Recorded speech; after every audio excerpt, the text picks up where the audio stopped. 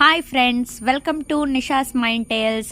ನಮ್ಮ ಮನೆಯ ಮುಂದೆ ಒಂದು ವಾಟರ್ ಟ್ಯಾಂಕ್ ಸಣ್ಣದು ಕಟ್ಟಿಸಿದ್ವಿ. ಅದು ನಳ್ಳಿಯ ನೀರಿದ್ದು ಎಲ್ಲ ಕನೆಕ್ಷನ್ ಕೊಟ್ಟು ನೀರು ತುಂಬಿಸಿಡ್ಲಿಕ್ಕೆ ಅಂತ ಮಾಡಿದ್ದು. ಆದರೆ ಒಂದು ಜಲ್ ಜೀವನ್ ಯೋಜನೆ ಅಡಿಯಲ್ಲಿ ನೀರು ಬರ್ತದಂತ ಹೇಳಿದ್ದಾರೆ. ನೀರು ಇಲ್ಲಿ 4 ವರ್ಷ ಆಗಿ ದೊಡ್ಡ ನೋಡಿ ಟ್ಯಾಂಕ್ ಕಟ್ಟಿದ್ದಾರೆ. 4-5 ವರ್ಷ ಆಯಿತು, ಇನ್ನೂ ಸಹ ನೀರು ಒಂದು ಹನಿ ಸಹ ಬರುವುದಿಲ್ಲ. 1 ವಾರ ನೀರು ಬಂದಿದೆ. ಅದಕ್ಕೆ ಫ್ರಂಟಲ್ಲಿ ಗಾರ್ಡನಿಂಗ್ ಮಾಡಿ ಫ್ರೂಟ್ಸ್ ಗಿಡ ನಡುವ ಉದ್ದೇಶದಿಂದ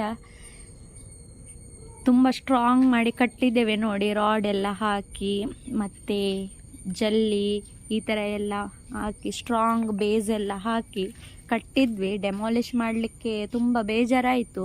ಆದರೆ ಎಂತ ಮಾಡೋದು, ಸುಮ್ಮನೆ ಯೂಸ್ ಇಲ್ಲದಿದ್ದರೆ ಹಾಗೆ ಇಟ್ಟಿರಬೇಕಲ್ಲ. ಅದಕ್ಕೆ ನಾವು ಡೆಮಾಲಿಷ್ ಮಾಡಿದ್ವಿ. ಅದು ಕೈಯಿಂದೆಲ್ಲ ಮಾಡಲಿಕ್ಕೆ ಆಗಲಿಲ್ಲ, JCBಯಿಂದ ಡೆಮಾಲಿಷ್ ಮಾಡಿದ್ದು.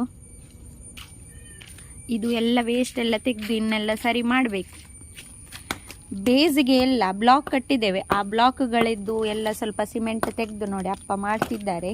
ಸಿಮೆಂಟ್ ತೆಗೆದು ಬ್ಲಾಕ್ ರೀಯೂಸ್ ಮಾಡಲಿಕ್ಕೆ ಆಗ್ತದಲ್ಲ, ಹಾಗೆ ಮಾಡಬೇಕು. ಮಣ್ಣು ಜಲ್ಲಿ ಎಲ್ಲ ಎಷ್ಟಿದೆ ನೋಡಿ.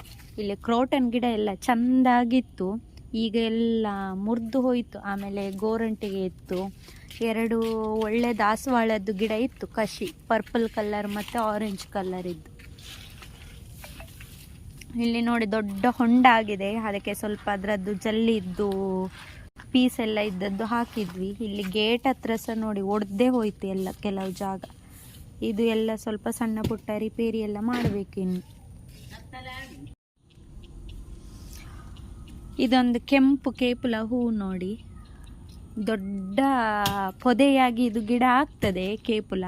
ನಾನು ಅಂದರೆ ಮಳೆಗೆ ಎಲ್ಲ ಸ್ವಲ್ಪ ಎಲ್ಲ ಕಟಾವು ಮಾಡಿದ್ದೇನೆ, ಹಾಗಾಗಿ ಈಗ ಸ್ವಲ್ಪ ಚಿಗುರು ಬರುವುದು ಅಷ್ಟೇ. ನೋಡಲಿಕ್ಕೆ ತುಂಬ ಚಂದ ಇದರದ್ದು ಹೂ. ಒಮ್ಮೆ ಆದರೆ ಉಂಟಲ್ಲ ತುಂಬ ಆಗ್ತದೆ, ಗಿಡ ತುಂಬ ಆಗ್ತದೆ ಹೂವೆಲ್ಲ. ನೋಡಿ ಎಷ್ಟು ಗೊಂಚಲಾಗ್ತದೆ, ಈ ಥರ ದೊಡ್ಡ ದೊಡ್ಡ ಗೊಂಚಲಾಗ್ತದೆ.